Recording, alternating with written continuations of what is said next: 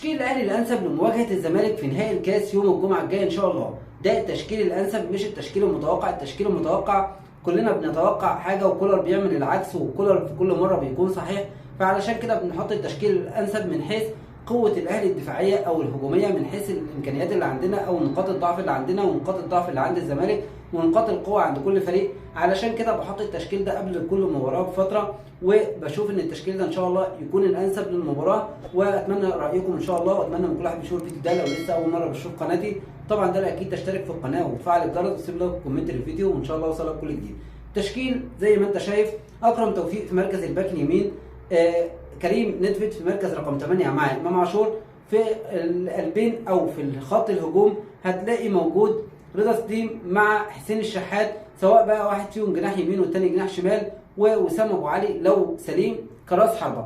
ده التشكيل، وهقول لك ليه اكرم توفيق الانسب في تشكيل الاهلي في المباراه دي. وده لان انت قوتك الدفاعيه مش موجوده حاليا. وجود محمد هاني في مركز الباك اليمين بيضعف الاهلي وبيخلي عند الاهلي نقطه ضعف واضحه جدا، نقطه ضعف ممكن الزمالك يستغلها. علشان كده انت محتاج تقوي الخط الخلفي، محتاج ان انت يكون عندك خط قوي دفاعيا، ما يكونش فيه نقاط ضعف كتيره، ما يكونش فيه ارتباك بشكل كبير وقلق بشكل كبير. وجود محمد هاني بيمثل لنا نقطه ضعف في الفتره الاخيره بالاخص.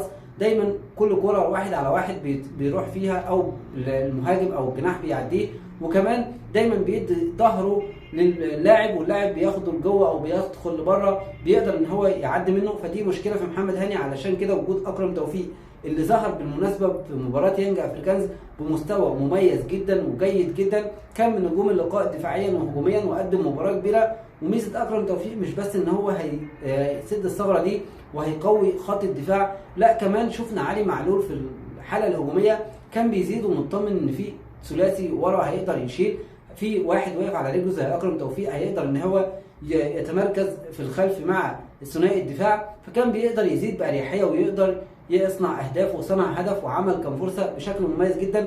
فوجود اكرم توفيق هيقوي من الاهلي هجوميا وهيقوي من جبهه علي معلول دفاعيا. ولو انت مش محتاج ان اكرم يزيد فانت هتلعب قدام منه اما حسين الشحات واما رضا سليم، والاثنين هقول لك ليه دلوقتي.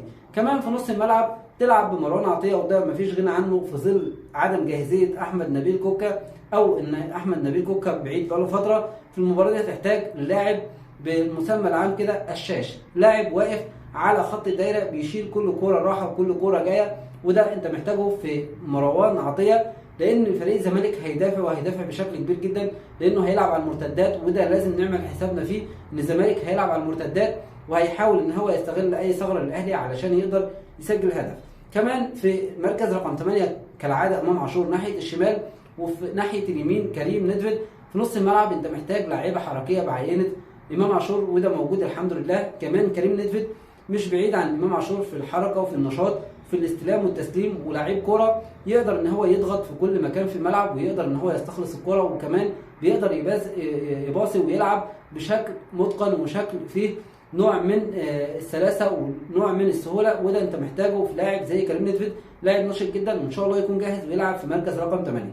كمان في مركز الجناح اليمين او الجناح الشمال لو جيت تبص لترتيب الاجنحه عندك، سواء الشحات سواء رضا سليم سواء كريم فؤاد وبيرسي تاو، هتلاقي ان الاكثر فاعليه والاكثر افاده للفريق الفتره الاخيره حتى لو راجع من اصابه مع حسين الشحات هو رضا سليم. بيرسي تاو لاعب مميز ولاعب كبير ولاعب مفيش خلاف عنه، لكن في الفتره الاخيره لا بيصنع اهداف ولا بيسجل اهداف ولا بيصنع الفارق مع النادي الاهلي. فوجود بيرسي تاو مفروض ان هو يكون يعني على الدكه الى حد ما، ويكون عندك في المكان ده تستخدم حسين الشحات اللي بيقدر يلعب جناح يمين وبيقدر يلعب جناح شمال، وتقدر كمان تلعب رضا سليم اللي بيقدر يلعب جناح يمين وجناح شمال. فانت في كلا الحالتين ممكن توظف حسين الشحات في ناحيه اليمين قدام اكرم توفيق، وتوظف رضا سليم في ناحيه الشمال قدام علي معلول، او العكس صحيح. والاثنين هيقدموا ليك مباراه كبيره جدا، الاثنين هيقدروا ان هم يصنعوا الفارق، والاثنين بيقدروا يراوغوا بشكل مميز وبيقدروا يعملوا الاسيست بشكل عالي، وكمان بيقدروا يفنشوا وبيقدروا يسجلوا اهداف. فده مميز جدا في حسين الشحات وفي رضا سليم، ودول الاثنين الاكثر فاعليه في الاجنحه عندنا. علشان كده وجودهم الاثنين في المباراه دي اساسي ضروري جدا. كمان وسام ابو علي لو جاهز بشكل كامل ومش مصاب ان شاء الله، ويكون مش مصاب، تكون اول مباراه ليه نستفيد منه ونستفيد من قدراته الهجوميه مهاجم هجام، مهاجم بيضغط بشكل منظم، بشكل سريع، بشكل قوي، مهاجم بيقدر يتحرك بشكل كبير جدا خلف المدافعين، شكل فيه نوع من السرقه، بيقدر يسرق المدافع ويتحرك بشكل مميز ويقدر ياخد اماكن صح ويقدر يضرب الاوفسايد، وكمان بيقدر يفنش بشكل كويس، بيقدر يسجل برجله اليمين والشمال، والجامب بتاعه عالي هتقدر تستخدمه سواء محطه او في كره عرضيه. فوجود وسام ابو علي ان شاء الله يكون مهم جدا. علشان كده ده التشكيل اللي انا بقول ان هو الانسب للاهلي في المباراه دي، سواء من حيث خط الدفاع او الهجوم او نص الملعب. تشكيل مصطفى شوبير في حراسه المرمى، محمد عبد المنعم مع رامي ربيعه لو محمد عبد المنعم جاهز ان شاء الله يكون جاهز، الاثنين قلبين دفاع.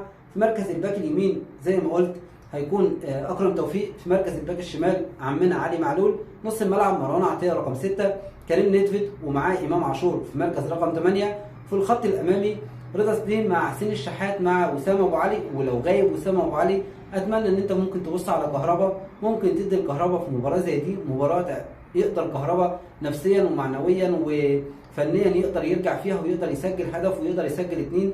وزي ما قلت كهربا يقدر ان هو يرجع ويكون المهاجم رقم 2 بعد وسام ابو علي، فدي حاجه ان شاء الله كولر لازم يبص لها. لو مش موجود وسام ابو علي يكون موجود كهربا في مركز راس الحربه، ولو الجميع جاهز زي ما قلنا مفيش اي اصابات يكون موجود محمد عبد المنعم مع رامي ربيعه واكرم توفيق مركز او في مركز الباك اليمين. ده بالنسبه لتشكيل الاهلي الانسب. وليه اكرم توفيق وليه كمان مروان عطيه، ليه حسين الشحات مع رضا سليم مش بيرسي تاو، وزي ما قلت ليه كريم نيدفيد مع امام عاشور في نص الملعب مش السوليه او قفشه. ده بالنسبه لتشكيل الاهلي الانسب. اشوفكم في فيديو جديد ان شاء الله. اتمنى من كل واحد بيشوف الفيديو ده لو لسه اول مره بيشوف قناتي اشترك في القناه وتفعل الجرس، سيب لايك وكومنت للفيديو وان شاء الله اوصلك كل جديد.